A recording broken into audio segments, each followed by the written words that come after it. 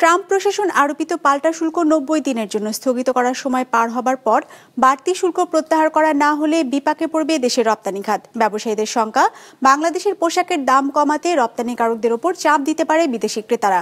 শঙ্কা রয়েছে ক্রয়াদেশ হাতছাড়া হবার। এমন অবস্থায় ব্যবসায় টিকে থাকতে উৎপাদন সক্ষমতা বৃদ্ধির পাশাপাশি সরকারের নীতি সহায়তা চেয়েছেন ব্যবসায়ীরা। রঞ্জিবুল মিজানের রিপোর্ট। 250-টিরও বেশি ডিজাইন অপশন নিয়ে ওয়ালটন স্মার্ট ফ্রিজ, বোঝে আপনার প্রয়োজন। We will impose a 25% tariff on all foreign-made automobiles. সম্প্রতি বিশ্বের বিভিন্ন দেশের রপ্তানি পণ্যের উপর পাল্টা শুল্ক আরোপ করে মার্কিন প্রশাসন। সেই তালিকায় থাকা বাংলাদেশি পণ্যের উপর আরোপ করা হয় 37% শুল্ক। বিভিন্ন দেশের আবেদনের প্রেক্ষিতে যা পরে স্থগিত করা হয় 90 দিনের জন্য। এখন প্রশ্ন হলো, 90 দিন পার হবার পর যদি বাড়তি শুল্ক প্রত্যাহার না করা হয় তাহলে কতটা প্রভাব পড়বে দেশের রপ্তানি খাতে?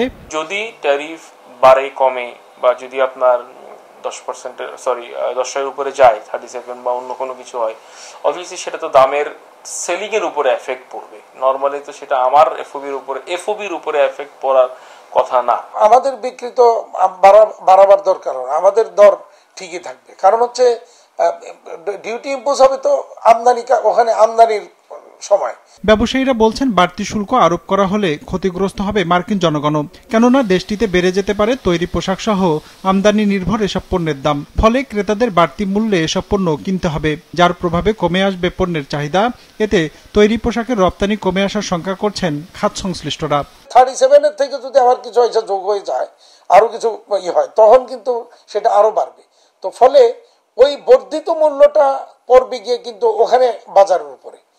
তো ওই বাজারের উপর যখন পড়বে, পাবলিক কিন্তু তখন ক্রয় কমিয়ে দিবে, সেল কমে যাবে। সেল কমে গেলে বায়ারদের তখন ক্রয়াদেশ আমাদের কাছে আসবে কম, সংকটটা দাঁড়াবে তখন। শুধু রপ্তানি কমে আসায় নয়, প্রতিযোগিতা বাড়বে ভারত কিংবা পাকিস্তানের মতো দেশের সাথেও, কেননা এসব দেশের পণ্য যুক্তরাষ্ট্রের রপ্তানিতে শুল্ক হার তুলনামূলক কম।